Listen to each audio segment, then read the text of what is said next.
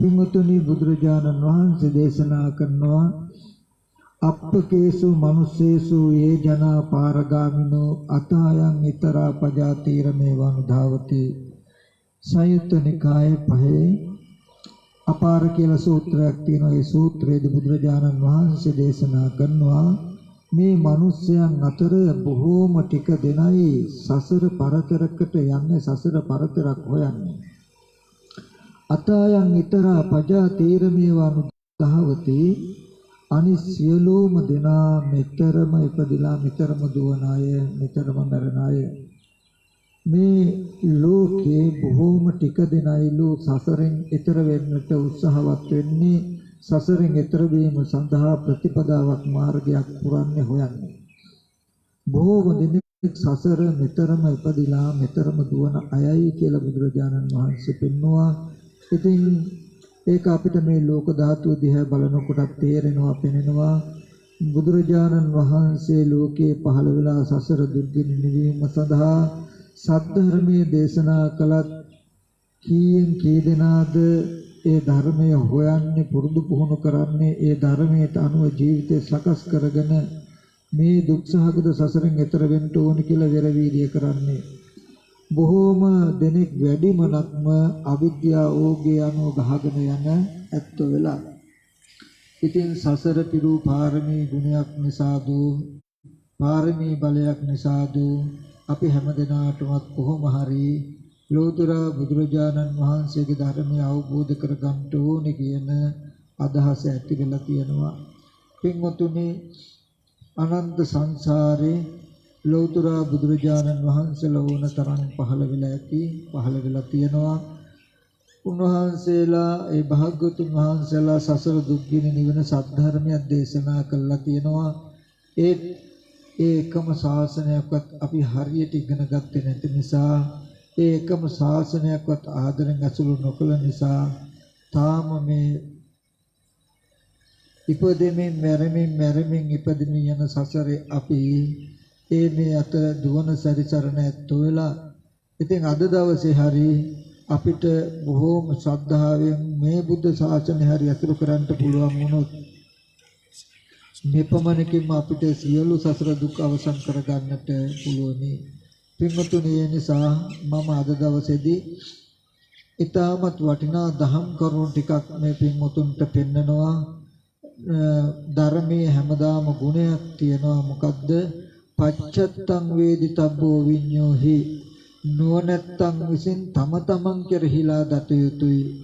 ඒ කියන්නේ මේ නිවන් මඟ වේවා, මේ සද්ධර්මයේ වේවා, බාහිර භෞතික ලෝකයේ තුල හොයන්නට එපා, බාහිර භෞතික ලෝකයේ තුල අවසන්නට බලන්නට එපා.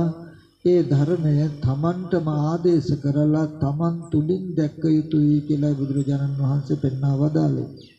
නමුත් අද දවසේදී අපි බොහොමනක්ම අහවල් තැන නිවන් දකින්න පුළුවන්, අහවල් දේශනාව තුළින් නිවන් දකින්න පුළුවන්, අහවල් ස්වාමීන් වහන්සේ නැත්නම් අහවල් උපාසක මහත්ය උපාසකම්ම ඉක්මනට මාර්ගඵල ලබා දෙන ධර්මයක් වෙනවා කිව්වම අපි ඒ තැන් වලට යනවා.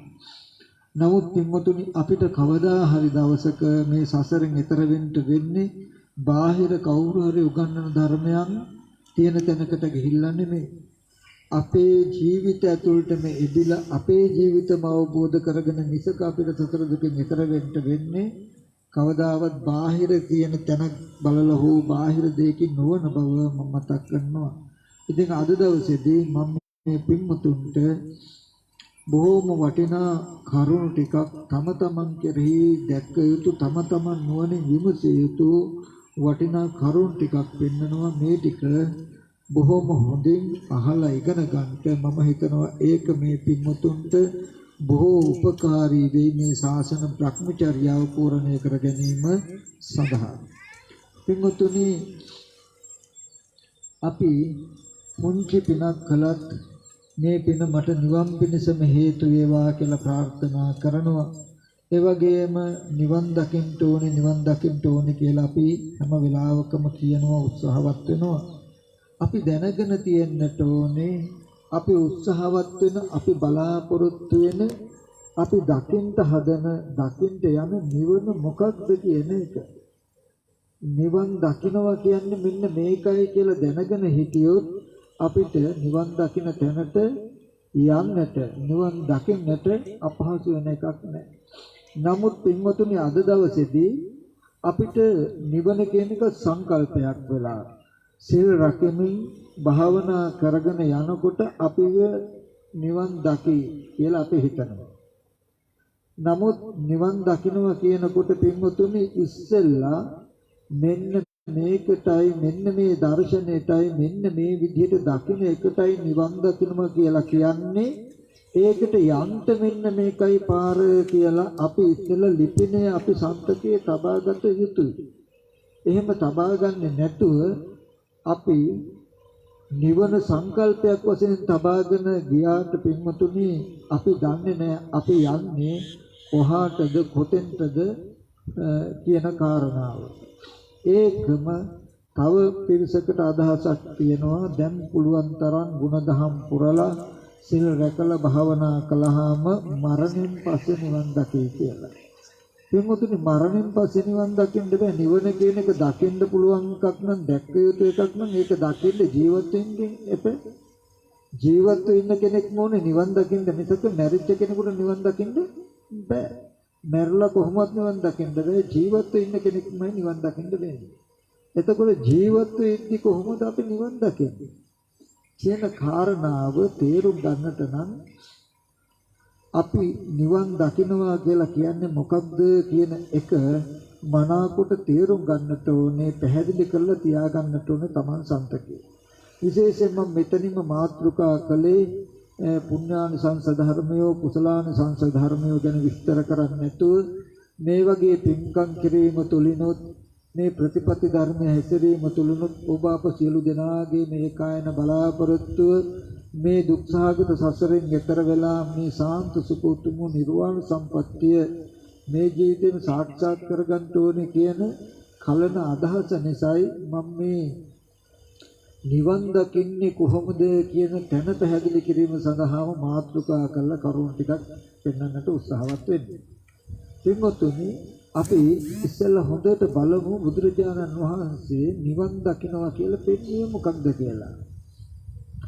යම් කිංචි සමුදය ධම්මං සම්බන්තං නිරෝධ ධම්මං විරජං වේතමලං ධම්මචක්කුම් උදපාදි. කෙලෙස් රජස් නැති කෙලෙස් මල නැති දහම් නැහැ කියලා කියන්නේ නිවන් දකින එකට නම. එතකොට මොකක්ද ඒ නිවන? යම් කිංචි සමුදය ධම්මං සම්බන්තං නිරෝධ ධම්මං. සමුදය ස්වභාව කොට ඇති සමුදය කියන එකට වචනයක් තමයි ඇතිවීම කියන එක. හට ගැනීම කියන එක. ඉපදීම කියන එක. ඉපදීම ඇතිවීම හට ගැනීමට සමාන නමක් සමුදය කියන එක. යම් කිංචි සමුදය ධම්මං නැත්නම් යම් කිසි ඉපදීම ස්වභාව කොට ඇතිවීම ස්වභාව කොට හට ගැනීම ස්වභාව කොට ඇති ධර්මයක් කියන එකයි ඒකෙන් පෙන්වන්නේ. යම් කිසි සමුදය ධම්මං සම්බන්තං ඒ සියල්ල නිරෝධ ධම්මං. නිරෝධ ධම්මං කියලා කියන්නේ නිරුද්ධ වෙනවා, නැති වෙනවා, වැය වෙනවා, ක්ෂය වෙනවා කියන අදහස. එතකොට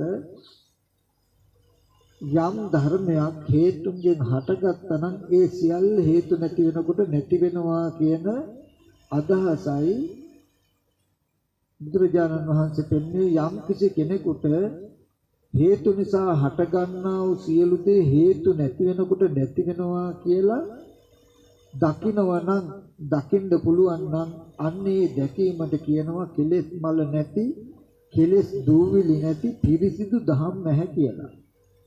අන්නේ දහම් මහට කියනවා චක්කු උදපාදි ඥානං උදපාදි පඤ්ඤා උදපාදි විද්‍යා උදපාදි ආලෝක උදපාදි කියලා. ප්‍රඥාව පහළ වුණා, ඥානෙ පහළ වුණා, විද්‍යාව පහළ වුණා, ආලෝකය පහළ වුණා කියලා. ඒ කියන්නේ නිවන් දැකීමට තව නම් ටිකක්. නිවන් දැකීමට කියන එතකොට නමක් මොකද්ද? යම්කිසි හේතුන්ගෙන් හටගත්තා යම්කිසි ධර්මියෝ වෙයි නම් ඒ සියල්ල ඉතුරු නැතුව නැති වෙනවා කියලා යම්කිසි කෙනෙකුට දකින්න පුළුවන් නම්, පෙනෙනවා නම් අන්නේ පෙනීමට කියනවා මොකද්ද? නිවන් දැක්ක නිවන් දකින්නවා කියලා. අපි ඒක තව ටිකක් පැහැදිලි කරගමු. ඊට පස්සේ දැන් අපි දෙවෙනි අදියරට යන්න. දැන් අපි දන්නවා නිවන් දැක්ක කියලා කියන්නේ ඇතිවීම ස්වභාව කොට ඇති සියලු ධර්මයෝම නැති වෙනවා කියලා දකිනනම් පෙනෙයිනම් දැනුමක් නෙමෙයි දකිනනම් අන්නේ දැකීමට කියනවා කෙලෙස් රජස් නැති කෙලෙස් මල නැති දහම් නැහැ කියලා. අන්න ඒ දර්ශනයටම කියනවා නිවන් දකින්නවා කියලා. දැන් අපි දෙවෙනි අදියරට යමු. මොකද්ද? යම් කිසි සමුදය ධම්ම. සමුදය ධම්ම කියලා කියන්නේ මොකක්ද කියන එක තේරුම් ගන්න. සමුදය ස්වභාව කොට ඇති සියලු ධර්මයෝ නිරුද්ධ වෙනවා කියලා දකින්න නෙවෙයි. ඒතකොට දැන් අපිට ඕනේ මොකක්ද ඊගවට? ඇතිවීම ස්වභාව කොට ඇති ධර්මයෝ කියන්නේ මොනවද? මොනවේ නිරෝධ වෙන බවද අපි දකින්න ඕනේ. එතකොට මොනවද ඇතිවීම ස්වභාව කොට ඇති ධර්මයෝ? මොන ධර්මයන්ද ඉතුරු නැතුව නිරුද්ධ වෙනවා කියලා අපි දකින්න ඕනේ කියන ටික අපි පැහැදිලි කරගන්න. සංයුත්ත නිකායේ 4 වෙනි කාණ්ඩේ ජාති ධම්ම වර්ගයේ පැහැදිලිව පෙන්නනවා ජාති ධර්ම කියලා කියන්නේ මොකක්ද? එහෙම නැත්නම් සමුදය ධර්ම කියලා කියන්නේ මොකක්ද කියන එක. මේ හැම එකක්ම ඉක්මතුන්ටම ගවේෂණය කරන්න පුළුවන්. මගේ පෞද්ගලික අර්ථ එකක්වත් නැහැ. එකින් එක පෙළේ තියෙන තැන්මයි පෙන්වන්නේ. එතකොට සංයුත්ත නිකායේ 4 වෙනි කාණ්ඩේ ජාති ධම්ම වර්ගයේ තියෙනවා සමුදය ධම්ම කියන එක. ඒකේ පෙන්නනවා ඇහැ කියන එක සමුදය ධර්මයක්. ඇහැට පෙනෙන රූප සමුදය ධර්මයක්. චක්කු විඥානයේ සමුදය ධර්මයක්. චක්කු සම්පස්සේ සමුදය ධර්මයක්. චක්කු සම්පස්යෙන් උපන්න යම් වේදනාවෝ තියෙනම් ඒව සමුදය ධර්ම. එතකොට මෙන්න මේ ඇහෙන් යම් රූපයක් දැක්වුත් රූපයත් ඒ රූපේ දැනගන්න සිතත් ඒ ස්පර්ශයෙන් උපදින වේදනා සංඥා කියන ධර්මියොත් ඉතුරු නැතුවම නිරුද්ධ වෙනවා කියලා දකිනවා නම් අන්න ඒක පිරිසිදු කෙලෙස් රජස් කෙලෙස් මල නැති දහම් නැහැ. නිවන් දකින්නවා කියන්නේ. මම ඒක පැහැදිලි කරලා දෙන්නම්. ඒ වගේම අවස්ථානුකූලව ගන්න මම එකින් එක විස්තර කරන්නේ. කනෙන් ශබ්දයක් අහනකොට කනයි ශබ්දයයි ඇතුළත්ව ඒ ශේෂ්ත්‍රයට අදාළ සියලු ස්කන්ධ ටික. නාසයෙන් ගන්ධයක් ආග්‍රහණය කරනකොට නාසයයි ගන්ධයයි ඒ ගන්ධය දැනගන්නා වූ චිත්තචෛතසික ධර්ම සියල්ල. දිවෙන් රසයක් විඳිනකොට දිවත් රසත් සමගම ඒකම උපදින සියලු චිත්තචෛතසික ටික.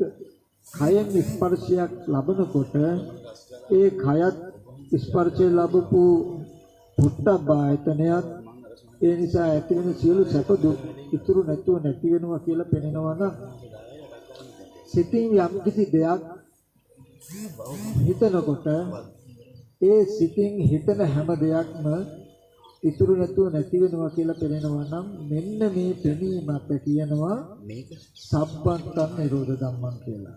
ඔන්න ඔය මේ ස්පර්ශ ආයතන හයත් ඒ හය ඇතුළත උපදින චිත්තචෛතසික ධර්මියොත් සියල්ල තමයි සමුදය ධර්ම. එතකොට ඒ ස්පර්ශ ආයතන හයත් ස්පර්ශ ආයතන හය කියන්නේ චක්ක ආයතනය කියන්නේ ඇහැ, සෝත ආයතනය කියන්නේ කන, ගාහන ආයතනය කියන්නේ නාසය, ජීව ආයතනය කියන්නේ රස, දිව, කාය ආයතනය කියන්නේ කය. මේ ආයතන ටික ඇතුළත්ව ඒක උපදින සියලු චිත්තචෛතසික ධර්මයෝ හටගෙන නිරුද්ධ වෙනවා කියලා පෙනෙනවා නම් අන්න එතකොට ඒ පෙනීමට කියනවා සමුදය ස්වභාව කොට ඇති සියලු ධර්මයෝ නිරුද්ධ වෙනවා කියලා. එහෙම වුණොත් ඇහැ ඇති බව, කන ඇති බව, නාසය ඇති බව ඔබට ඉතුරු වෙන්න විදිහක් නැහැ. දැන් අද හොඳට අපි බලමු ඔබ පින්වතුන් යම් කිසි වෙලාවක ඇහෙන් යම් කිසි රූපයක් බැලුවොත්, ඇහෙන් රූපයක් දැක්කොත්, ඒ දැකපු රූපය ඇහෙන් බලලා පැත්තකට එනකොට ඕගොල්ලන්ට ඒක ඉතුරු නැතුව නැති වෙනවා කියලා පේනවද? දැකපු එක තියෙනවා කියලාද දැනෙන්නේ? දැන් ඕගොල්ලෝ ගෙදර ඉඳන් මෙතෙන්ට ආවනේ. නැත්තම් උදේ හිටපු විශ්‍රාම ශාලාවේ හරි ඉඳලා මෙතෙන්ට ආවනේ ඒක ඇහෙන් දැක්කනේ. ඕගොල්ලන්ට ඒ දැකපු විශ්‍රාම ශාලාව තියෙනවා කියලාද හිතෙන්නේ නැහැ කියලාද හිතෙන්නේ? තියෙනවා කියලා. එතකොට දැකපු දේ නැති වෙලාද ඕගොල්ලන්ට තියෙනවද? තියෙනවා. ඕගොල්ලන්ගේ දරුවෝ මුණුපුරෝ ගෙවල් දොරවල් ඇහෙන් දැකපු දේවල් ඕගොල්ලන්ට ඇති බවටද තේරෙන්නේ නැති බවටද? ඇති බවට. එහෙනම් දකින්න ඇහෙන් දකින්න හැම දෙයක්ම නැති වෙනවා කියලා ඕගොල්ලන්ට පේනවද? පේනවද? නෑ. එහෙනම් ඒකයි ඕගොල්ලන්ට නිවන් දකින්න තාම බැරි වෙලා. ඇහෙන් දකින්න හැම දෙයක්ම නැති වෙන බව පේන්නේ ඇති බවට පේන්නේ. කවුරු හරි දෙයක් මොනවා හරි ඕගොල්ලන්ට කිව්වොත් සැරට හරි දැන්නොත් දැනපු එක නැති වෙලා කියලාද තේරෙන්නේ ඕගොල්ලන්ට තියනවා කියලාද? කෙනා දකින්නකොටම අහවලා මට මෙහෙම කිව්ව නේද කියලා ඇති බවට තේරෙනවද නැද්ද? නැති වෙලා නම් ඒ කෙනා හෝ ඒ වස්තුව දකින්නකොට මට මෙහෙම කිව්වනේ කියලා තරහ එන්න පුළුවන්ද? බෑ. හොඳයි කවුරු හරි ඔයගලන්ට බැන්න කියන්නකෝ. දැන් කණෙන් අහපු දේ ඉතුරු නැතුව නැති වුණා නම් දෙවෙනි දවසේදී අර රූපේ දකිනකොටම අන්න අහවලා මට මෙහෙම බැන්න නේද කියලා සිහි වෙන්න මතක් වෙන්න දැනුමක් තියෙන්න පුළුවන්ද? බෑ. නමුත් එහෙනම් අර දකිනකොටම මට මෙන්න මේ විදිහට කිව්වනේ කියලා ඕගලන්ට තේරෙනවා නම් කියපු අහපු එක නැති වෙලාද? නැති වෙලා නැහැ. ගඳ සුවඳක් දැනුණොත් සතෙක් මරුණු ගඳක් හරි මොනවා හරි මලක් හරි ගඳ සුවඳක් දැනුණොත් ගඳ සුවඳ දැනුණු දේ ඕගලන්ට නැති වෙනවද තියනවද? ඉතුරු වෙනවා. හොඳට බලන්න මේ ස්පර්ශ ආයතන 6න් රූපයක් බැලුවොත් රූපේ ඕගලන්ට ඉතුරු වෙනවා. ශබ්දයක් ඇහුවොත් ශබ්දය ඕගලන්ට ඉතුරු වෙනවා. ගන්ධයක් ලැබුවොත් රසයක් ලැබුවොත් කේක් කැල්ලක් කෑවොත් කේක් වල රස මෙන්න මේකයි කියලා එකක් ඉතුරු වෙනවා මිසක ඒ රසය නැති වෙනවද ඕගලන්ට? ඊගාව දවසට ඒ රසය හොයාගෙන යන්න වෙයිද ඕගලන්ට? පුළුවන්. ලුණු රස, සීනි රස කිව්වහම දැනටත් රස ගැන හිතට මැවෙනවනේ. ලුණු රස කිව්වම සුදු පාට කැට කැට, සීනි රස කිව්වහම සුදු පාට කැට කැට. ඒ රසය එතකොට ඕගලන්ට නැති වෙන්නේ නැහැ. ඒ කියන්නේ හටගත්ත සියලු දෙයක්ම ඉතුරු නැතුව නැති වෙනවා කියන එක මේ ලෝකේ කෙනෙකුට පේන්නේ නැහැ. ඒ අයට ඒක ජීවිත අත්දැකීමක් වෙනවා. මෙහෙම දේවල් තිබ්බා මෙහෙම දේවල් තියෙනවා කියලා. එතකොට දැන් ඔන්න සමුදය ස්වභාව කොට ඇති හැම දෙයක්ම නිරුද්ධ වෙන ස්වභාවයෙන් යුක්තයි කියලා දකින එක තමයි කෙලෙස් රජ කෙලෙස් මලස් නැති දහම් නැහැ. එහෙම නිරුද්ධ වුණා නම් ඕගොල්ලන්ට ජරා මරණ දුක් විඳින්න ඕගොල්ලන්වත් ඉතුරු වෙන්නේ නැහැ. ඇහැ කන දිව නාසය ශරීරය මේ ඔක්කොම එකට එකතු වෙලා තමන්ව නිර්මාණය වෙන්නේ නැහැ එහෙම වුණා නම්. ඉතින් මේ හටගත් සියලු දේ ඉතුරු නැතුව නැති වෙනවා කියලා අද දවසේදී අපිට දෙන්නේ නැති තැනකයි ඉන්නේ කියන එක ඉස්සෙල්ලා අපිට තහවුරු වෙන්න ඕනේ. තේරුණා නේද?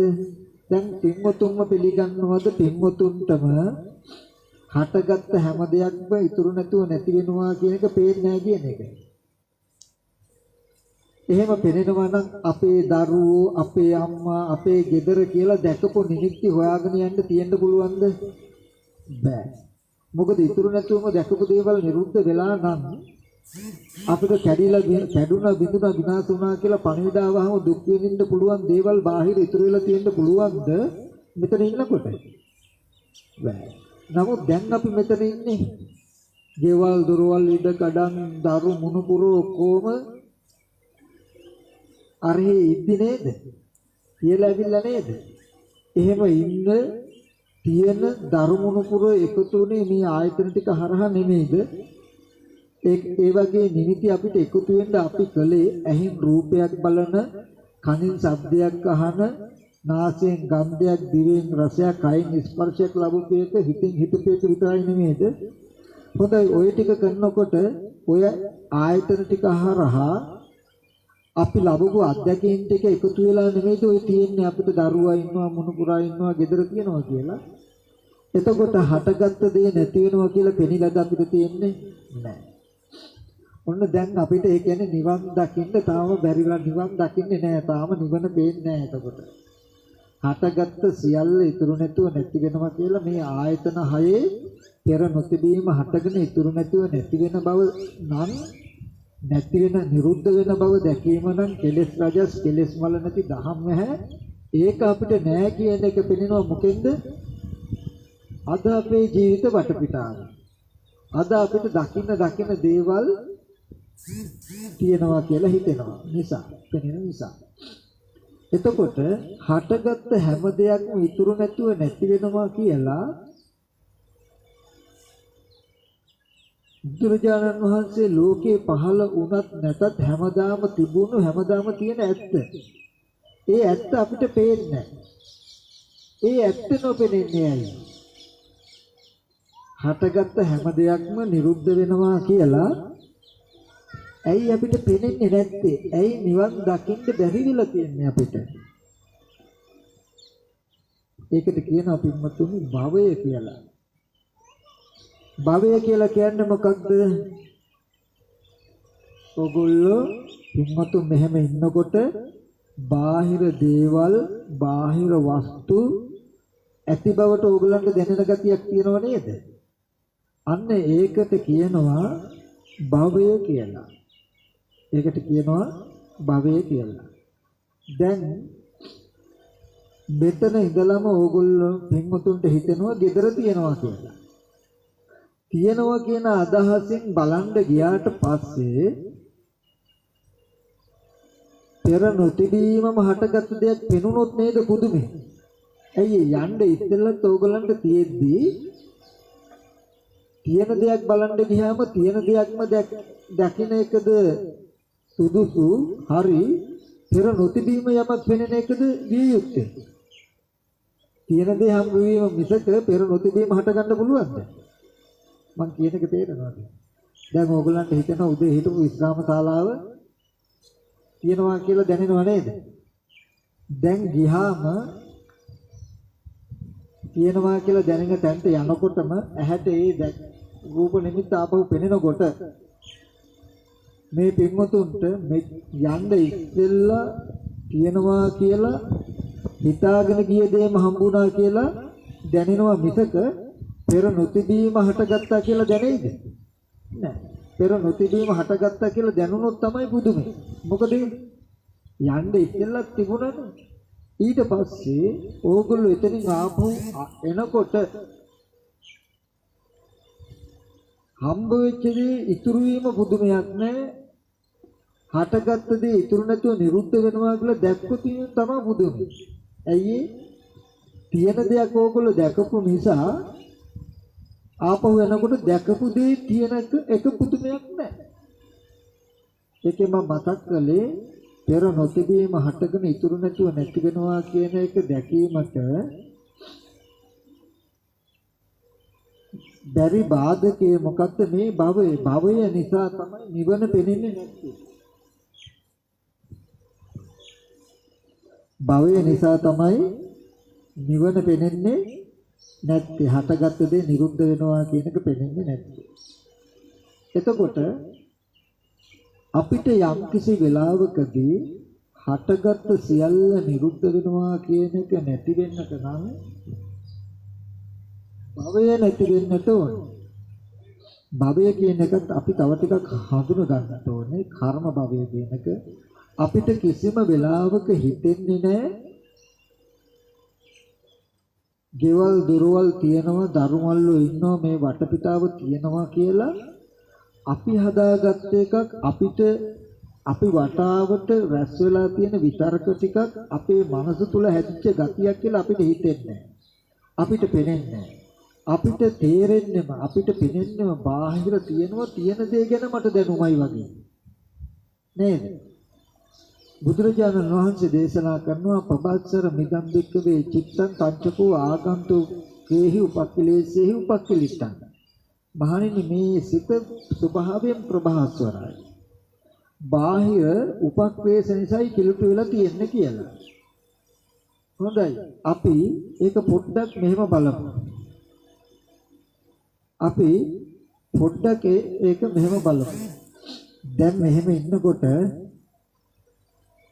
මේ වටපිටාව ශ්‍රී මහා බෝධිය රුවන් මේ තූපාරාම ওই වටපිටාවත් ඕගොල්ලන්ට හිතට ඇඳ ගන්න නග ගන්න පුළුවන් නේ.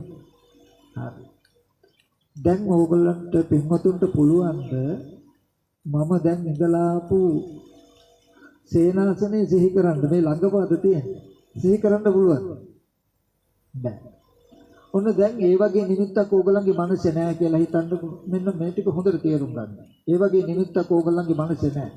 ඔන්න ඒ කරුණෙන් හිත ප්‍රබහස්වරයි. තේරෙන්නේ? බැරි වෙලා ඕගොල්ලෝ මං ඉන්න ස්ථානෙට ආවා කියන්නකෝ. ඇවිල්ලා වුණ දැන් බැලුවා. එහෙම රූපයක් දකින්න විතරයි කළේ. එහෙම බලලා ඇවිල්ලා මෙතන ඉඳගත්තොත් දැන් මොකක් වෙයිද? දැන් මං ඉන්න තැන ස්ථානේ සිහි කරන්න කිව්වොත් පුළුවන් මේක සිහි කරන්න. පුළුවන්. දැන් මුලින් එහෙම සිහි කරන්න පුළුවන් නිමිති නැති තැනකයි මනස තිබුණේ. ඇහෙන් දැක්ක පමණක් විතරමයි උනේ. ඇහෙන් දැක්කට පස්සේ ඔන්න දැන් ඒක සිහි කරන්න පුළුවන් නිමිත්තක් වෙලා. දැන් මනසට තව නිමිත්තක් එකතු වෙලා නැද්ද බලන්න. ඉතින් තියෙන දේ සිහි කරන්න පුළුවන් නම් ඇහෙන් දකින්න ඉස්සෙල්ලා සිහි කරන්න පුළුවන් වෙන්න ඕනේ නේ. දැන් දැකපු දේ ඕගොල්ලන්ට සිහි කරන්න පුළුවන් නම් ඕකට කියනවා චක්කායතනේ උපචය රූපය කියලා. ඇහැ රැස් වෙලා රූපේ රැස් වෙලා ඕගොල්ලෝ තුල එකතු වෙලා. ඕකට කියනවා ආයෝහන සංකාර. කර්ම කියන්නේ රැස් වෙන ස්වභාවයෙන් යුක්තයි කියන්නේ. දැන් ඔන්න මුලින්ම මං ඉන්නේ ස්ථානේ සිහි කරන්න නිමිත්තක් නැති මනස තිබුණේ ප්‍රභාස්වරයි. දැක්කා ඇහෙන් දැකලා ආවට පස්සේ ඔන්න දැකපු දේ එකතු වුණා. ඔන්න විමානේ තව ටිකක් ලොකු වුණා. ওই විදිහට ජීවිතේ පුරාවටම දකින්න දේ ඕගොල්ලන්ට එකතු වෙලා තමයි මෙහෙම තැන් මෙහෙම දේවල් තියනවා කියලා ඕගොල්ලෝ තුලයි ওই ගතිය හැදිලා තියෙන්නේ. දැන් මේ ප්‍රභාස්වර මනස ටිකෙන් ටික කිලුටු වෙලා නිමිති එකතු වෙලා ඔය අතර තියෙන්නේ නිකන් නෙමෙයි. රාගය ඇති වෙන නිමිති එකතු වෙලා තියෙනවා, ද්වේෂය ඇති වෙන නිමිති එකතු වෙලා තියෙනවා, මෝහය නැමැති නිමිති එකතු වෙලා තියෙනවා, අලෝභය, අද්වේෂය, අමෝහය කියන කුසල සහගත නිමිති එකතු වෙලා තියෙනවා. ඒ නිසා ඔන්න ඔය තියෙනවා කියලා නිමිති එකතු වෙලා තියෙන වටපිටාවට කියනවා කර්ම භවය කියලා. ඔන්න ඔය මනස තුල ඇති බවට හැම දෙයක්ම එකතු වෙලා තියෙද්දී භවය තුල ඉඳගෙන යම්ම රූපයක් දැක්කොත් දකින රූපය ආපෝ භවයට එකතු වෙනා මිසක නිරෝධ වෙනවා වෙන්නේ නැහැ. නිවනට එකතු වෙන්නේ නිරුද්ධ වෙන්නේ නැහැ. භවය තුල ඉඳගෙන යම්ම සද්දයක් ඇහුවොත් අහපු සද්දේ මෙහෙම සද්දයක් තියෙනවා කියලා ඇති බවට එකතු වෙනා මිසක නැති වෙන්නේ නැහැ. එතකොට පින්වතුන්ට නිවන් දකින්න බැරි වෙලා තියෙන්නේ අහන දේ බලන දකින අහන හැම දෙයක්ම තමන් තුළ එකතු වෙන මේ ගතිය නිසායි. එකතු කරගෙන තියෙන කමට තවත් එකතු වෙනවා. කවදාවත් නොදන්නා වූ නොදැක්කා වූ අරමුණක් දැක්කේ නමුදු දැකලා පහු වෙනකොට මෙහෙම දෙයක් තියෙනවා කියලා ඒකත් එකතු වෙලා. කවදාවත්ම ඇතිවෙච්ච දැකපු දේවල් නැති වෙනවා කියලා පෙනෙන්න දශමකවත් ඉඩ තියනවද? සුත්තක්වත් ඉඩ නැහැ. නිවන් දකින්න එකේ ඡායා මාත්‍රයක්වත් නැහැ. හටගත්ත හැම දෙයක්ම නිරුද්ධ වෙනවා කියන එක පෙනෙන අහලකවත් අපි නැහැ. හටගත්ත හැම දෙයක්ම ඇති බවට හම්බ වෙන වටපිටාවක නම් ඉන්නවා. එහෙම ඇති බවට දකින්න අහන හැම අරමුණක්ම ඇති බවට එකතු වෙලා අපිට අද හම්බෙලා තියෙනවා හැදිලා තියෙනවා භවය. දැන් අපිට හොඳට භවය තුල දුක් විඳ හැකි භව දුකක් විඳින්න පුළුවන්. මව් මල දුක, පියා මල දුක, සහෝදරයා මල දුක, සහෝදරී මල දුක, යුතුයකම් වගකීම් කියලා බුදු දේවල් තියෙනවා. දුක් විඳින්න. ඔන්න නිවන් දකින්න බැරි වෙන්න හේතුව හටගත් හැම දෙයක්ම නිරුද්ධ වෙනවා කියලා දකින්න එක කෙලෙස් රජස් කෙලෙස් මල නැති දහම් නැහැ නිවන ඒ නිවන දකින්න බැරි වෙලා තියෙන්නේ මොකක් නිසාද? භවය නිසා. දකින අහන හැම දෙයක්ම ඇති බවට එකතු කරගන්න මේ ගතිය නිසා. ඊට පස්සේ දැකපු අහපු හැම දෙයක්ම ඇති බවටම හොයාගෙන යන නිසා මේ ඇති බව තුල භවය තුල ඉඳගෙන යම් අරමුණක් දැක්කොත් පරිහරණය කළොත් ඇති බවට එකතු වෙන නිසා නැති බව දැනෙන්නේ. දැන් ඊට පස්සේ බලමු භවයට හේතුව මොකක්ද කියලා. භවයට හේතුව පින්වතුනි උපාදානයි. ඕගොල්ලෝ තුල ඔය ගතිය නැති උනේ නැත්තම් නිවන් දකින්න බෑමයි. ඔය ගතිය ඕගොල්ලෝ තුල කවදාවත් නැති වෙන්නේ නැහැ, නැති කරන්න බෑ. උපාදාන වෙනකම්. මොකද්ද? පංච උපාදාන ස්කන්ධය අපි කියමු ඕගොල්ලන්ට පින්වතුන්ට හිතට යමක් සිහි වෙනවා. සිහි වෙන ගානේ සිහි වෙනවා කියලා කියන්නේ පංච උපාදාන ස්කන්ධය. පින්වතුන් කිසිම වෙලාවක සිතෙන් රූප මාත්‍රයක් සිහි කරගත්ත, විදි මාත්‍රයක් සිහි කරගත්ත, සිතෙන් සිතුවිලි මාත්‍රයක් සිහි වුණා කියන එකක් ඕගොල්ලන්ට පේන්නේ නැහැ. ඕගොල්ලන්ට හැම වෙලාවෙම සිතින් රූපයක් සිහි වෙනකොටම ඕගොල්ලෝ පිළිගන්නේ මොකද්ද? අත්වාද උපාදානයි. මේ දරුවනේ, මේ අම්මනේ, මේ යාළුවනේ කියලා අත්වාද උපාදානයෙන් තමයි ඒ කියන්නේ සත්වයේ පුද්ගලයෝ ඉන්නවා කියලයි හැම අරමුණක්ම ඇසුරු කරන්නේ. රන් රිදී මුතුමැණික් වස්තු තියනවා කියලයි හැම අරමුණක්ම ඇසුරු කරන්නේ. එතකොට කුසල කුසල කර්ම කරගෙන ආවා වූ කර්ම කරගෙන යන සත්පුද්ගල ආත්මයක් තියනවා කියලා ඔයගලන්ට හිතෙන්නේ. මෙන්න මේ කාම දිට්ඨි අත්වාද සීලබ්බත කියන gati ටික තියෙන්නේ ඔයගොල්ලෝ කාට. සිතෙන් කරන්නේ මොකක්ද? දැකපු අහපු රූප ශබ්ද ටික සිහි කරන එක. සිහි කරන ගානේ ඒක ඇත්ත කරගෙන ඕගොල්ලෝ හැදිරෙනවා. හිතෙන් දැකපු රූපයක් සිහි කරගන්නකොටම ඕගොල්ලෝ එකට කැලලක් එකතු කරගන්නවා.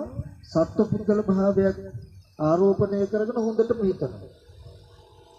ඒ කියන්නේ දැකපු රූපයක් සිහි වෙනකොටම මේ දරුවනේ කියලා ඕගොල්ලෝමයි හඳුරගන්නේ. හඳුරගෙන අනේ ළමයා කෑවද දන්නේ මං පිළිගන්න ආවට අද උයලා තියන්නත් දරනවා කියලා ඔන්න ඒක ඇත්ත කරගෙන රාග දේශ මොහ ඇති වෙනකම්ම හිතනවා. gedara කියලා සිහි වෙනකොටම හිතෙන් දැකපු නිමිති මාත්‍රයක් සිහි වෙන රූපයක් සිහි වෙනකොටම තමන් gedara කියලා පිළි අරගෙන gedara කවුරු ආවද දන්නේ දෙකට හොරු පෙන්නද දන්නේ නැහැ. දැන්නේ සිල්ලරගෙන තමයි. එහෙම නැතිනම් ගේ වහලාවෙත් නැහැ. නැත්තම් කවුරු හරි එයිද දන්නේ නැහැ. මොනවා හරි ඔය වගේ විතර්කයක් හිතනවා. ඒ කියන්නේ ගේ කියන එක ඇත්ත කරගන්න. ඔය විදිහට හිතන ගතිය නෙමෙයිද ඕගොල්ලන්ගේ මනසේ තියෙන්නේ. ඒ කියන්නේ හිතෙන සිතුවිල්ල අද ඕගොල්ලන්ට ඇත්ත නෙමෙයිද කියලා බලන්න. ඒක සිතුවිලි මාත්‍රයක් ඒක හටගෙන නිරුද්ධ වෙන ධර්මතාවයක් නේද කියලා කිසි වෙලාවක ඕගොල්ලන්ට පේන්නේ නැහැ. උපදින හැම විතරකයක්ම ඇත්ත කරගෙන ඒකට ප්‍රතිඋත්තර බඳින ගතියට තමයි උපාදාන වෙනවා කියලා කියන්නේ. ඒ කියන්නේ සිහි වෙන සිතුවිල්ල ඇත්තම දෙයක් වුණොත් ඔන්න තේරුම් ගන්න මොකද්ද? උපාදාන වුණා. දැන් මේ උපාදාන වුණොත් භවය හැදෙනවා. උපාදාන වෙන්න හේතුව මොකක්ද? ඇයි උපාදාන වෙන්නේ? පංච උපාදාන ස්කන්ධය පිරිසිඳ නොදකින නිසා. දුක් වූ ස්කන්ධ ටික පිරිසිඳ නොදකින නිසායි ওই විදිහට උපාදාන වෙන්නේ. ඒ කියන්නේ මේ පින්වතුන් අහලා ඉගෙනගෙන තියෙනම් පංච උපාදාන ස්කන්ධයේ පිරිසිඳ දකින්ද යම් කිසි රූපය කියලා යමක් තියෙනම් ඔගොල්ලෝ ධර්මයෙන් ඉගෙනගෙන තියෙනවා රූපය කියලා යම් තාක් තියෙනම් මෙලව වේවා පරලොව වේවා මනුෂ්‍යයන්ගේ වේවා දෙවියන්ගේ වේවා බ්‍රහ්මයන්ගේ වේවා චත්තාරෝච මහ භූතා චතුර්ණංච මහ භූතානං උපාදාය රූපං සතර මහා ධාතු නිසා පවත්නා රූපයි තමා රූප කියලා යම් තාක් තියෙනවනම් තියෙන්නේ. එතකොට හොඳට ඉගෙනගෙන තිබුණොත් රූප කියලා යමක් තියෙන්නේ සතර මහා ධාතුයි සතර මහා ධාතුන්ගේ උපාදාය රූපයි කියලා ඉගෙනගෙන තිබුණොත් ඕගොල්ලෝ දන්නවා මිනිස්යන්ගේ රූප, දෙවියන්ගේ රූප, යක්ෂයන්ගේ රූප තියෙන්න පුළුවන්ද? බෑ. එහෙනම් මේ සතර මහා ධාතු සහ උපාදාය රූපයි කියලා රූප උපාදාන ස්කන්ධය ගත්තාම කනබුන ආහාරයෙන් හැදුණු කුණප කොටස් ටිකකින් යුක්ත සතර මහා ධාතු රූප හෝ ඒකම ඒ මහ භූත ටික ඇසුරු කරගෙන පවතින වර්ණ සතහා මාත්‍රයක් චිත්‍ර මාත්‍රයක් මිසක වෙන රූප නෑ කියලා රූපව ටික ඉගෙනගෙන නැතිකමයි උපාදාන නොවි ඉන්න බැරි. පින්වතුන් රූප ටික හොඳට ඉගෙනගෙන තිබුණා නම් සිහි වෙනකොටම දරුවා කියලා ඕගොල්ලෝ දන්නවා දරුවගේ රූප, යාළුවන්ගේ රූප, මිනිස්යන්ගේ රූප, අමනුෂ්‍යයන්ගේ රූප, යක්කුන්ගේ රූප තියෙන්න බෑ. රූප කියලා යමක් ලෝකයේ තියෙන්නේ පඨවි තේජෝ වායෝ කියන සතර මහා ධාතුයෙන් හා සතර මහා ධාතුව හා බැඳුණු උපාදාය. සතර මහා ධාතුව නිසා පවත්නා වර්ණ සතහන, ගන්ධ රූපේ, රස රූපේ වගේ රූප ටිකක් මිසක ආය සත්ත්ව පුද්ගලයන්ගේ රූප තියෙන්න බෑ කියලා ඕගොල්ලෝ ඉගෙනගෙන තිබුණොත් ඔන්න රූපය ගැන දැනගෙන තිබුණොත් එයාට පුළුවන් එදා ඉඳලා හිතට සිහි වෙනකොට පරණ පුරුද්දට දරුවා කියලා සිහි වෙනකොටම නෑ දරුවාගේ රූප කියලා රූප නෑ තියෙනවනම් මේ රූප සතර මහා ධාතුයිනේ කන බොන ආහාරයෙන් හැදිලා තියන්නේ කියලා සිහි කළොත් ඒ රූපස්කන්ධය ඇත්ත සිහි කළොත් ඒක දරුවේ පුද්ගලයෙක් හැටියට හිත හැසිරෙන්න ඉඩ තියෙනවද? හැසිරෙනවද? හැසිරෙන්නේ. බැරි වෙලා රූප කියන්නේ රූප කියලා යමක් තියෙනවනම් මෙන්න මේ බඳු ඇත්තකුයි කියන එක ඕගොල්ලෝ ඉගෙනගෙන නැත්තම් සිහි වෙන අරමුණක මේ සිහි වෙන රූපේ ඇත්ත මෙන්න මේකයි කියලා ඕගොල්ලන්ට සිහි කරගන්න බැරි වුණොත් ඒ කාන්තයෙන්ම හිත මේ රූපය පුද්ගලයෙක් සත්වයක් හැටියට හිතාගෙන ඊට අනුව හැසිරෙන එක වළක්වන්න බෑ. ඒකයි පංච උපාදාන ස්කන්ධය. අපි කියමු රූප උපාදාන ස්කන්ධය කියන්නේ සතර මහා ධාතුයි උපාදාය රූපයි කියලා ඕගොල්ලෝ ඉගෙනගෙන තිබුණොත් ඔන්න ඕගොල්ලන්ට රූපය ගැන නිම්මක් තියෙනවා. මොකද්ද? දෙවියන්ගේ රූප, මිනිස්යන්ගේ රූප, යක්කුන්ගේ රූප, අම්මලාගේ රූප, තාත්තලාගේ රූප, නංගිලා මල්ලිලාගේ රූප එහෙම තියෙන්න එහෙම රූප නැහැ. තියෙනවනම් රූප මොනවද තියෙන්නේ? සතර මහා ධාතු හෝ සතර මහා ධාතු නිසා පවත්නා රූප. වෙනදට රූප සිහි කරගෙන මේ අපේ අම්මනේ, අපේ අම්මා මෙහෙමයි, මේ අපේ නංගිනේ, මේ අපේ අයියානේ කියලා රූප දිහා බලාගෙන පුද්ගල භාවයෙන් අපි ගොඩාක් හිතුවා. හිතපු නිසා පුද්ගල භාවයෙන් යුක්ත බැඳීම් ඇති වුණා. එහෙම පුද්ගලයෝ වටපිටාවේ ඉන්නවා කියලා අපිට දැනුණා. එතකොට භවයට හේතුව උපාදානය වුණා. උපාදානයට හේතුව වුණා පංච උපාදාන ස්කන්ධේ ඇත්ත ඇති හැටි නොදකී. දැන් ඒකේ අනිත් පැත්තට අපි යනවා. මොකද්ද? පංච උපාදාන ස්කන්ධය. අපි කියමු රූප උපාදාන ස්කන්ධය. උපාදානයට අපිට උදව් වෙන රූප ස්කන්ධයේ ඇත්ත අපි ඉගෙන ගන්නවා. බුදුරජාණන් වහන්සේ පෙන්නපු විදිහට ඒක සතර සතිපට්ඨානේ කායගත සතිය වඩලා ටිකක් ඕන ප්‍රායෝගික වෙලත් අධ්‍යක්ීමක් ඇති කරගන්නවා. මේ කයක තියෙන්නේ කෙස්ලොම් නියදත් සම්මස් කියලා කුණුප කොටස් 32ක්. එහෙම නැත්නම් පටිඝාපෝ තේජෝ වායෝ කියන සතර මහා ධාතුන් යුක්ත කොටස් ටිකක් තියෙන්නේ කියලා අපි ඉගෙන ගන්නවා. ඒකම හැම රූපයක්ම අතීත වේවා, අනාගත වේවා, වර්තමාන වේවා, තමා තුල වේවා, බාහිර වේවා, රළු වේවා, සියුම් වේවා, හීනයේ සම්මත වේවා, ප්‍රණීතයේ සම්මත වේවා, දුර වේවා, ළඟ වේවා, යම් කිසි රූප තියෙනවා නම් ඔය හැම රූපයක්ම සතර මහා ධාතු හා උපාදාය රූපයි කියලා ඉගෙනගෙන නිම්මක් අපි දැන් තියාගෙන ඉන්නවා. ඒිට මෙහා ඒකෙන් අපිට හොඳ අදහසක් කියනවා. සත්ව වූ, පුද්ගල වූ, ආත්ම වූ රූප කොහේවත් නැහැ කියන දල අදහසක් දෙනවා බුදුරජාණන් වහන්සේ. ඒ හැම රූපයක්ම සතර මහා ධාතු හෝ උපාදාය රූපයි කියන අදහසෙන් කියනවා මොකද්ද? මේ ලෝකයා හිතාගෙන ඉන්න විදිහේ, ලෝකයා දැනගෙන ඉන්න විදිහේ සත්ත්ව පුද්ගල ආත්මීය වූ රූප කොහෙවත් නැහැ කියන අදහසක් වෙනවා. ඔන්න දැන් අපි රූප උපාදාන ස්කන්ධය ඇත්ත ඇති හැටි ටිකක් දැනගත්තා. සත්‍ය ඥානය කියනවා අපිට. පංච උපාදාන ස්කන්ධේ රූප උපාදාන ස්කන්ධය කියන්නේ මහ භූත හා උපාදාය රූපය. දැන් ඔන්න දැකපු රූපයක් සිහි වෙනවා. සිහි වෙනකොට වෙනද වගේ ඒ රූපය අත්වාද උපාදානයෙන් පිළිගන්නේ ආමේ පුතානේ අම්මනේ මිනිසෙක්නේ කියලා වෙනද වගේ පිළිගන්නේ. එයා දන්නවා උපාදානය වෙනතා මේ නිමිති අත්වාද හෝ ditthi හෝ කාම උපාදාන වශයෙන් පිළිගන්න තාක් භවය හැදෙනක නවත්තන්න බෑ. තියෙනවා ඉන්නවා කියලා මනසේ මේ ගතිය නිර්මාණයක නවත්තන්න බෑ.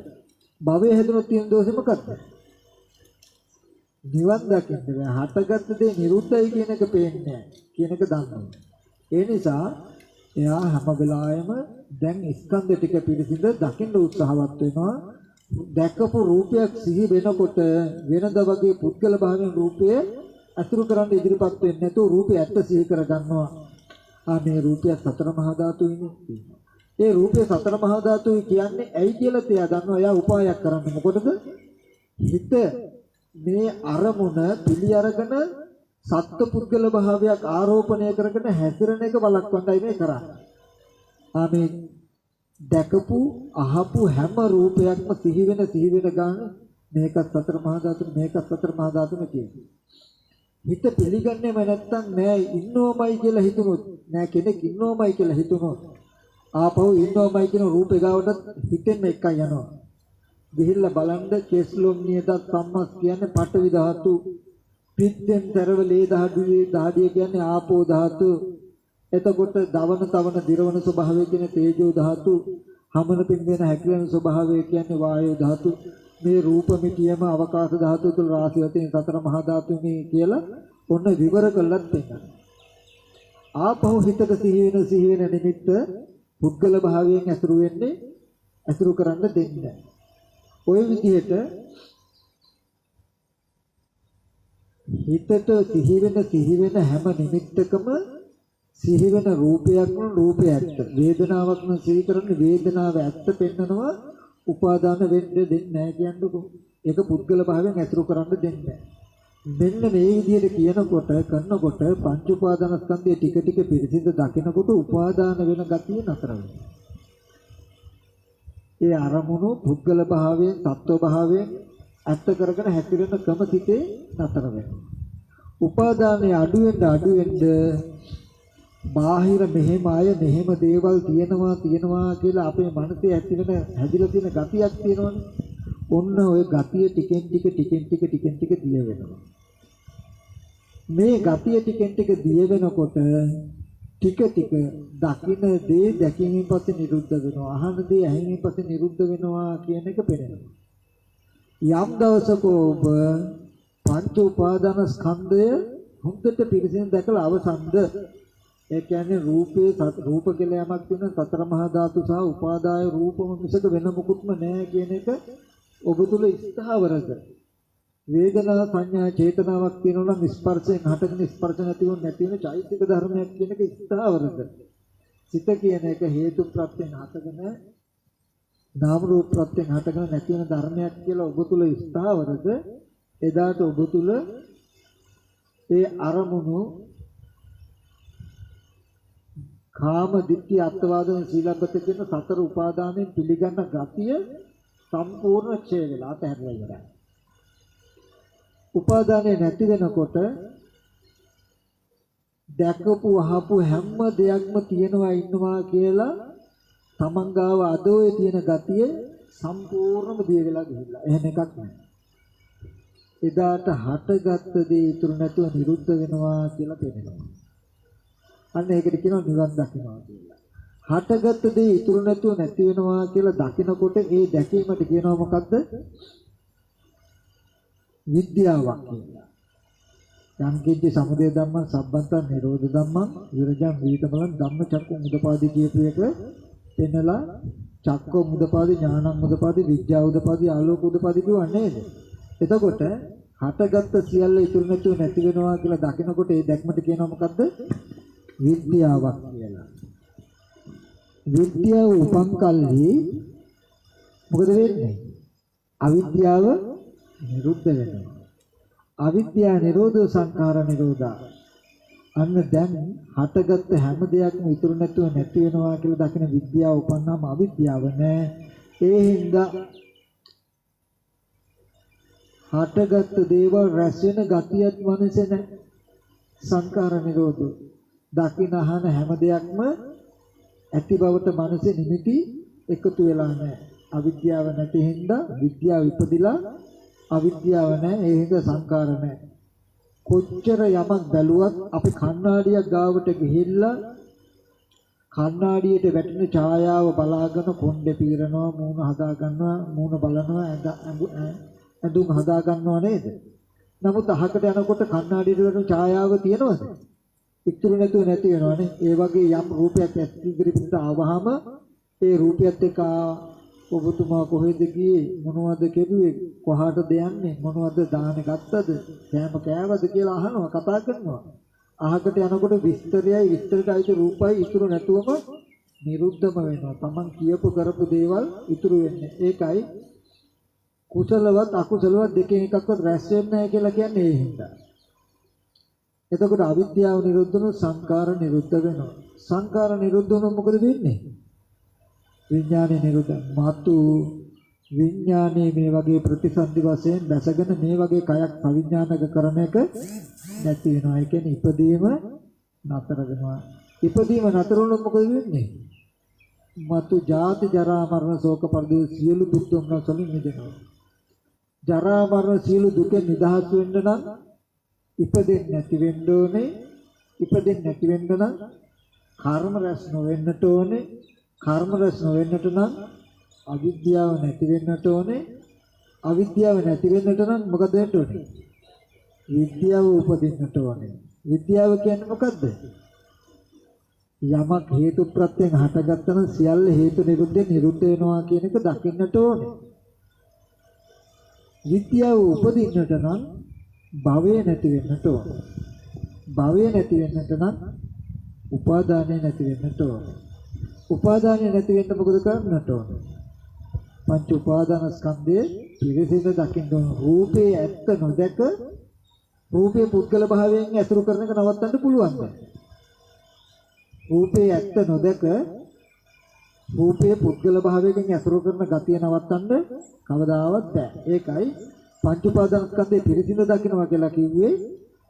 සැබෑවටම තියෙන ස්කන්ධ ටිකේ ඇත්ත දැකපු දවසටයි ඒ ස්කන්ධ ටික ආරම්භය සත්පුද්ගල භාවයෙන් ඇසුරු කරන වැරද්ද අතහැරව ගන්න පුළුවන් වෙන්නේ.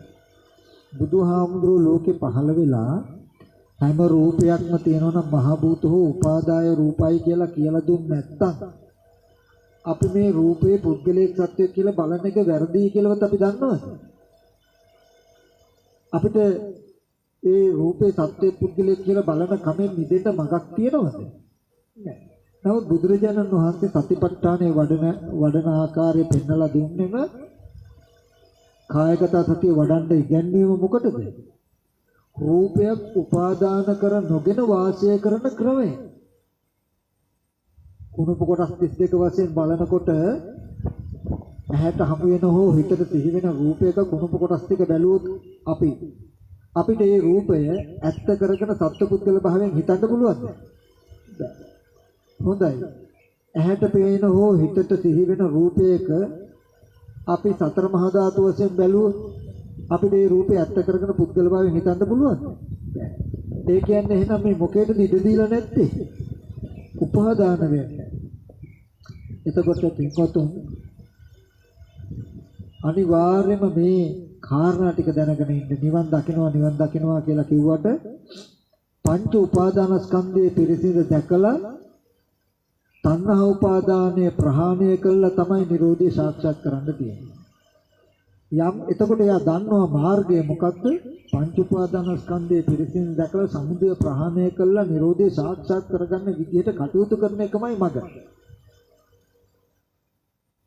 තේරෙනව නේද? උතරම කියනවා හතරම ත්‍රිපිරිවට්ටම සත්‍ය ඥාන. එයා ටික ටික පංච උපාදානස්කන්ධයේ පිරිසිදු දකින්න ටික ටික වෙහෙසෙනවා. උපාදානයේ ටික ටික ගෙවන්න උත්සාහවත් වෙනවා. Nirodhe ටික ටික සාක්ෂාත් කරගන්න කටයුතු කරනවා. යම් දවසක පංච උපාදානස්කන්ධයේ පිරිසිදු දැකලා ඉවරද එදාට මනසේ උපාදාන වෙන ගතිය සම්පූර්ණ ඉවරයි. ඒ කියන්නේ භවය නැහැ. එදාට හටගත් දේ නිරුද්ධ වෙනවා කියන දර්ශනය සම්පූර්ණ සාක්ෂාත් වෙලා සාක්ෂාත් කරගන්න. මත් එකල යුක්තක් නැහැ කියන්නේ. ඉතින් මේ වෙලාව දීර්ඝානුශාසනා කරන්න වෙලාව නෙවෙයි අපහසු වටපිටාවක් නිසා. නමුත් හොඳට දකින්නට ඕනේ, දැනගන්නට ඕනේ. නිවන් දකින්නවා කියලා ප්‍රාර්ථනා කර යා යුතු දෙයක් නෙමෙයි, වටපිටාවක් නෙමෙයි. සිල් රැකෙමින් හිත වඩමින් තමතකමටහනක් වඩමින් විදර්ශනා කරගෙන යනකොට නිවන් දකේ කියලා නිවන තව සංකල්පයක්වත් නෙමෙයි. නිවන් දකින්නවා කියලා කියන්නේ මෙන්න මේ දර්ශනයේ මා තුල මෙන්න මේ ආකාරයට එළඹ සිටි දවසටයි කියලා ඍජු දැක්මක් ඕගලන්ට තියෙන්නට ඕනේ. ඒ නිවන දකින්න බැරි වෙලා තියෙන්නේ මෙන්න මේ අඩුපාඩුවයි මා තුල තියෙන කියලා ඕගොල්ලෝ හඳුනගෙන තියෙන්නට ඕනේ. ඒ අඩුපාඩුව හැදුනේ මේ අඩුපාඩුව නිසායි මගේ කියන එක දැනගෙන තියෙන්නට ඕනේ. උපාදානය නිසායි. ඒ උපාදානයේ කියන අඩුපාඩුව මංගාව තියෙන්නේ මෙන්න මේ ඇත්ත ඇති ඉගෙනගත්තේ දැනගත්තේ නැති ස්කන්ධ ටිකේ ඇත්ත දැනගත්තේ නැති දෝෂය නිසායි කියන එක තියෙන්නට ඕනේ. ඊට පස්සේ ඕගොල්ලෝ සතර සතිපට්ඨානෙ වඩන්නේ නිවන් දකින්න නෙවෙයි. ඕගොල්ලෝ ස්කන්ධ ධාතු ආයතන විදර්ශනා කරන්නේ නිවන් දකින්න නෙමෙයි. ඒ ටික කරනකොට දන්නවා උපාදානය වෙන්නේ නැහැ කියලා. උපාදානය නොවන්නේ උපාදානය නොවන විදිහට ඉන්නේ ඇයි කියලා දන්නවා. එතකොට භවය නැති වෙනවා කියලා දන්නවා. තියෙනවා ඉන්නවා කියලා දැනෙන මේ වටපිටාව කැපෙනවා කියලා දන්නවා. භවය නැති වුණොත් නිවන් දකිනවා. හටගත් දේ නිරුද්ධ වෙනවා කියලා පේනවා කියලා දකිනවා. විද්‍යාව උපදිනවා කියලා දකිනවා. අන්න එහෙමයි නිවන් දකින්නේ කියලා දකිනවා. සිතට පහළ වෙන සිතුවිලි අනිත්‍ය දකිනකොට මේ අනිත්‍ය දකින්න නිවන් දකින්නයි කියලා එතනින් කියන්නේ. අනිත්‍ය දකිනකොට මොකටද අනිත්‍ය දකින්නේ? ඒක සත්පුද්ගල භාවයෙන් මේ සිතුවිල්ල උපාදාන කරගන්න තියෙන ඉඩන. උපාදාන නොවුනොත් භවේ නැහැ. භවේ නැති වුනොත් හටගත් දේ නිරුද්ධයි කියන එක පෙනෙන තැනට අපේ මනස එනවා කියලා අනුපිළිවෙල දන්නවා. නිවන් දකින්නේ ඇයි? එහෙම වුණොත් මතු මේ වගේ කයක් සවිඥානික වෙලා නැවත ඉපදිලා ජරා මරණ දුක් විඳින ශේස්ත්‍රයේම හිටින්නේ නැහැ. අද පුද්ගල භාවයේ විඳින දුකක් නැති වෙනවා නිවන් දැක්කොත් මතු මේ වගේ කයක් සවිඥානික වෙලා සසර ඉපදිලා විඳින සියලු දුකත් නිරුද්ධ වෙනවා කියලා දන්නවා. ඒ නිසා සියලු ජරා මරණ දුකෙන් නිදහස් වීම සඳහා නිවන් දකිනවා. නිවන් දැකීම සඳහා භව නිරෝධයක් කරනවා. භව නිරෝධය කරන සඳහා උපාදාන නිරෝධයක් කරනවා. උපාදානයේ සඳහා නිරෝධය සඳහා ස්කන්ධ ටික පිළිසෙන් දකිනවා. ඒකයි පෙර අවිද්‍යා කර්මයට විපාක හැටියට මේ විපාක ස්කන්ධ ටික ලැබිලා තියෙනවා. විපාක ස්කන්ධ ටික පිළිසිඳ නොදකින නිසායි අපි තණ්හා කරන්නේ. තණ්හාව නිසායි උපාදාන වෙන්නේ. උපාදාන නිසායි භවය නිසායි අපිට නිවන් දකින්න කර්ම රැස් වෙලා නැවත ජාති ජරා මරණ ඇති වෙන්නේ. පෙර අවිද්‍යා කර්මයෙන් හටගත් විපාක ස්කන්ධ ටික පිළිසිඳ දැක්කොත් විපාක ස්කන්ධ ටික පිළිසිඳ දැක්කොත් තණ්හා උපාදාන වෙන්නේ. තණ්හා උපාදාන වුණොත් භවය නැහැ. භවය නැති වුණොත් නිවන් දකිනවා. මොකද නිවනයි භවයයි දෙක එක ළඟ තියනවද? භවය තියෙනවා නම් නිවන් දකින්න පුළුවන්ද? බෑ. නිවන් දැක්කොත් භවය තියෙනවද? භව දුක අවසන් කරන්න වෙන්නෙම නිවන් දැකලා. නිවන් දැක්කොත් භව දුක අවසන් වෙනවා. භවය අවසන් කළොත් නිවන් දකින්න. ඒ නිසා මේ පින්කතුන් ඔන්න ඔය කරුණ ටික හොඳට මතකයේ තියාගන්න. ඒ වගේම බොහෝම වටිනා කල්යාණ මිත්‍ර ස්වාමීන් වහන්සේනමක් හම්බෙලා තියෙනවා. ඕගොල්ලන්ට මැත්තේ අවවාද අනුශාසනා කරන්න තරම් උන්වහන්සේ දක්ෂයි. උන්වහන්සේ දන්නවා. ඉතින් අද දවසේදී අපි මේ දේශනාව අවසන් කරමු. හොඳයි හැමදෙනාම සාදුනාදයක් පවත්වන්නට. හොඳයි පින්වතුන් කල්පනා කරගන්න අද දවසේදී